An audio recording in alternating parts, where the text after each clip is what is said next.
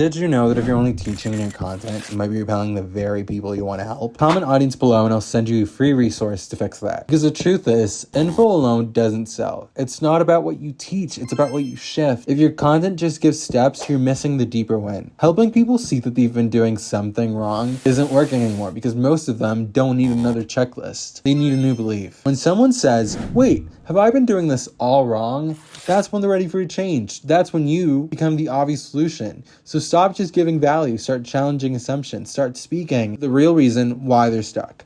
Want my exact clarity process? Comment audience and I'll send it to you for free.